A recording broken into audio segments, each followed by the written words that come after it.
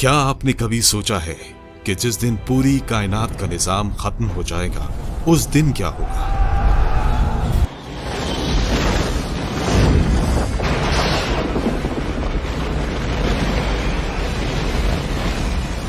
جس دن زمین اور آسمان دونوں اپنی شکلیں بدل دیں گے، جس دن سورج اپنی روشنی کھو دے گا اور چاند ٹکڑے ٹکڑے ہو جائے گا۔ آج ہم آپ کو لے چلیں گے ایک ایسے دن کے سفر پر جس کا نام ہے یوم القیامہ، دی ڈے آف ججمنٹ۔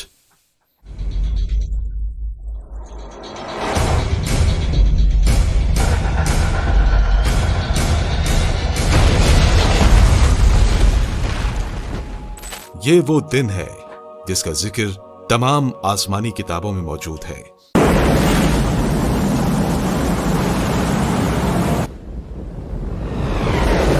جس کے بارے میں انبیاء اکرام نے پہلے ہی سب کچھ بتا دیا اور جس کی تفصیلات سن کر آپ کے رونگٹے کھڑے ہو جائیں گے۔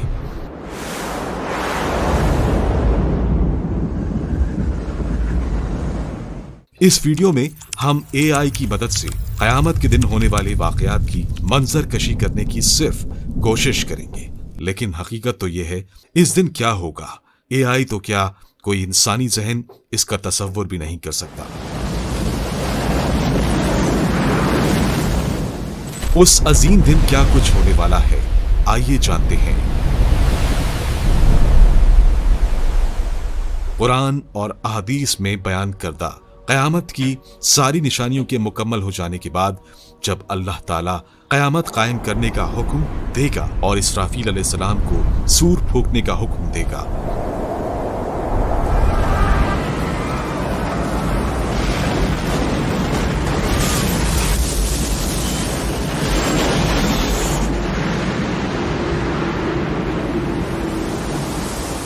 تصور کریں کہ لوگ اپنے روزمرہ کے کاموں میں مصروف ہوں گے کہ اچانک ایک زوردار آواز آئے گی۔ یہ آواز پوری کائنات کو ہلا کر رکھ دے گی۔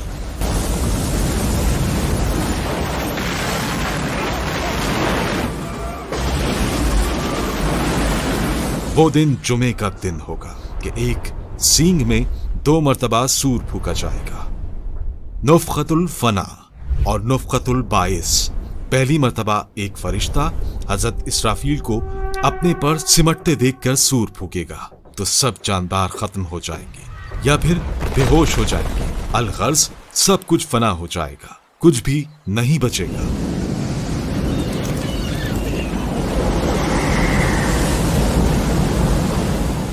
صرف اللہ کی ذات باقی رہے گی یا پھر اللہ کے حکم سے عرش، کرسی، قلم، لوح، جنت، دوزخ اور روحیں فنا نہیں ہوں گی۔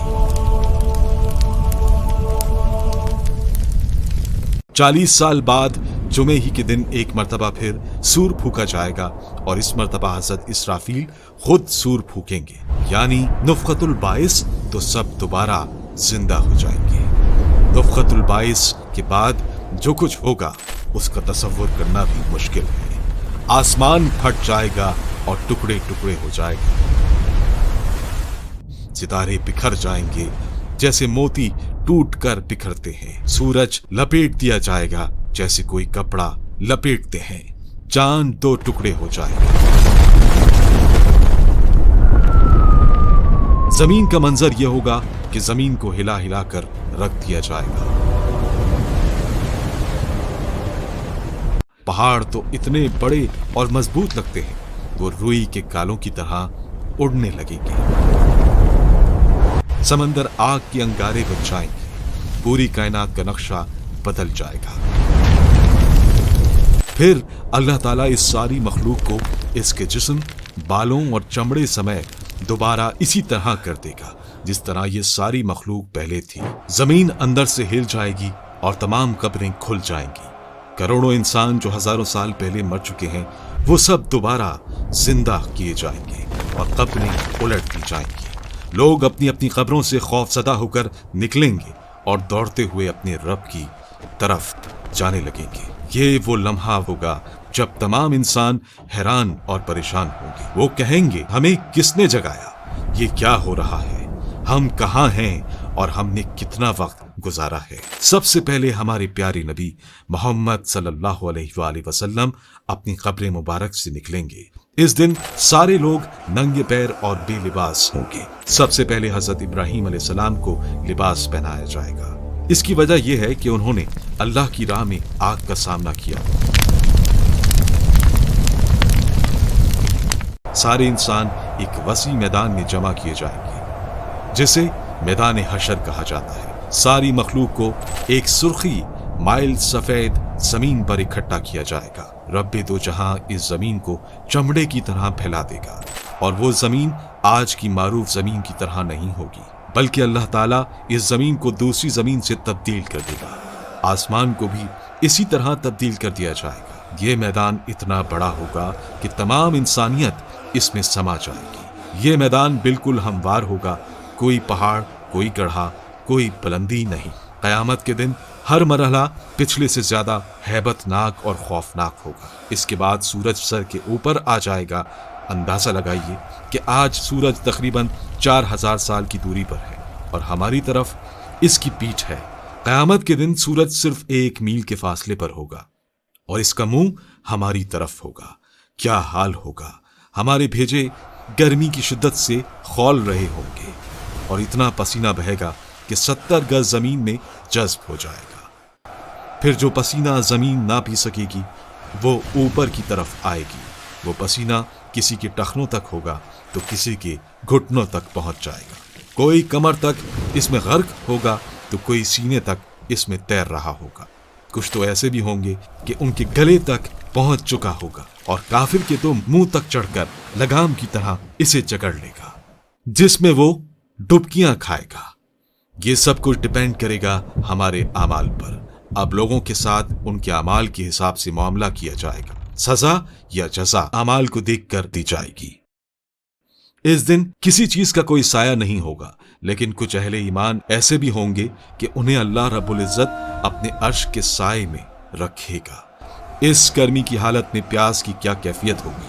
حال یہ ہوگا کہ زبانیں سوکھ کر کاٹا ہو جائیں گی، کچھ تو زبانیں منہ سے باہر نکل آئیں گی، دل منہ کو آئے ہوں گے، لوگ اپنے اپنے گناہوں کے مطابق عذاب میں ہوں گے۔ اس دن کوئی کسی کا حال پوچھنے والا نہ ہوگا۔ بڑے مضبوط اور گہرے رشتے اس دن اپنی وقت کھو دیں گے۔ رشتہ داریاں اور تعلق داریاں کسی کام نہیں آئیں گی، یہاں تک کہ سگے رشتہ دار جو دنیا میں ایک دوسرے کو دیکھ کر جیتے تھے، اس دن ایک دوسرے سے جان چھڑائیں گے۔ بھائی بھائی سے بھاگے گا، ماں اولاد سے پیچھا چھڑائے گی تو اولاد ماں سے دوڑے گی، باپ بچوں سے بیزار ہوگا تو بچے باپ سے بھاگیں گے، بیوی شوہر سے بھاگے گی تو شوہر بیوی سے بھاگے گا۔ آخرکار کوئی کسی کی مدد کرنے کو تیار نہ ہوگا۔ ہر جان نفسی نفسی پکارے گی، ہر شخص صرف اپنی ہی فکر میں ہوگا، کسی دوسرے سے اسے کوئی سروکار نہ ہوگا۔ یہ مصیبتیں چل ہی رہی ہوں گی کہ جہنم کو لایا جائے گا۔ اس کے بھڑکنے سے مخلوق کے دل دہل جائیں گے۔ مقرب فرشتے اور انبیاء تک اس سے پناہ مانگے گی اور ہر ایک عافیت مانگے گا۔ ہر طرف نفسی نفسی کا سما ہوگا۔ اب آئے گا وہ لمحہ جب ہر شخص کو اس کی زندگی کی کمپلیٹ ریکارڈ بک یعنی نامہ اعمال دیا جائے گا۔ نیک لوگوں کی کتاب ان کے دانے ہاتھ میں دی جائے گی۔ وہ خوشی سے کہیں گے، آؤ میری کتاب پڑھو، مجھے یقین تھا کہ میں اپنا حساب پاؤں گا۔ برے لوگوں کی کتاب ان کے بائیں ہاتھ میں یا پیٹھ کے پیچھے سے دی جائے گی۔ وہ کہیں گے، کاش میری کتاب نہ دی جاتی، کاش میں اپنا حساب نہ جانتا۔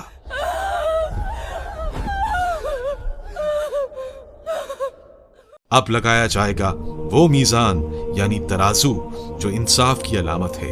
وہ میزان یہاں کی ترازو کے خلاف ہوگا۔ وہاں نیکیوں کا پلہ اگر بھاری ہوگا تو اوپر اٹھے گا اور بدی کا پلہ نیچے کی طرف جھک جائے گا، اور اس میزان کی نگران حضرت جبرائیل علیہ السلام جبکہ امین حضرت میکائیل علیہ السلام ہوں گے۔ اس میں ایک ایک کر کے ہر شخص کے اعمال کو تولا جائے گا۔ نیک اعمال اتنے ہلکے لگتے ہیں لیکن میزان میں بھاری ہوں گے۔ برے اعمال اتنے بھاری لگتے ہیں لیکن میزان میں ہلکے ہوں گے۔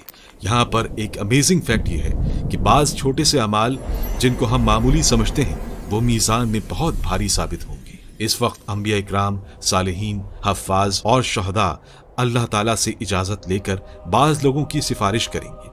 سب سے عظیم شفاعت نبی کریم صلی اللہ علیہ وآلہ وسلم کی ہوگی، جنہیں مقام محمود دیا جائے گا۔ اب جہنم کے اوپر ایک پل لگایا جائے گا جو بال سے باریک اور تلوار سے زیادہ تیز ہوگا۔ یہی ہے پل صراط۔ اب شروع ہوگا مشکل امتحان۔ ہر شخص کو اس پل سے گزرنا ہوگا۔ ہر ایک کی رفتار اس کے اعمال پر منحصر ہوگی۔ بعض پلک جھپکنے میں پار ہو جائیں گے، بعض لائٹننگ سپیڈ میں، بعض گھوڑے کی رفتار میں، بعض چل کر پار کریں گے اور بعض گھسٹ گھسٹ کر، لیکن بہت سے وہ ہوں گے جو کٹ کٹ کر نیچے گر رہے ہوں گے، اور نیچے ہوگی جہنم کی بھڑکتی ہوئی آگ جسے انسانوں اور پتھروں کے ایندھن سے بھڑکایا جا رہا ہوگا۔ جو لوگ پل صراط پار کر جائیں گے انہیں نبی کریم صلی اللہ علیہ وآلہ وسلم کے حوض کوثر پر پانی پلایا جائے گا۔ یہ پانی دودھ سے زیادہ سفید، شہد سے زیادہ میٹھا ہوگا۔ جو اسے پی لے گا وہ کبھی پیاسا نہیں ہوگا۔ آخر میں اللہ تعالیٰ کا آخری اور مطلق فیصلہ آئے گا۔ جنتیوں کو کہا جائے گا، اے میرے بندے، آج نہ تو تم پر کوئی خوف ہے اور نہ تم غمگین ہوگے۔ جہنمیوں کو کہا جائے گا، آج تمہاری سزا کا دن ہے۔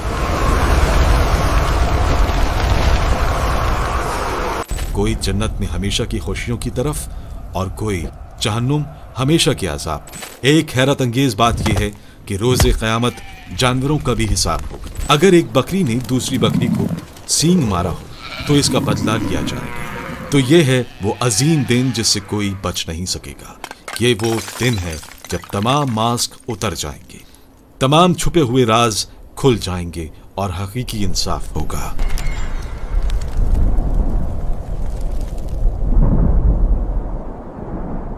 ہمارے پاس ابھی بھی وقت ہے اپنے اعمال کو درست کرنے کا، اللہ سے توبہ کرنے کا، نیک کام کرنے کا، کیونکہ جب یہ دن آئے گا تو پھر کوئی سیکنڈ چانس نہیں ملے گا، کوئی ایکسکیوز ایکسیپٹ نہیں ہوگا اور کوئی واپسی نہیں ہوگی۔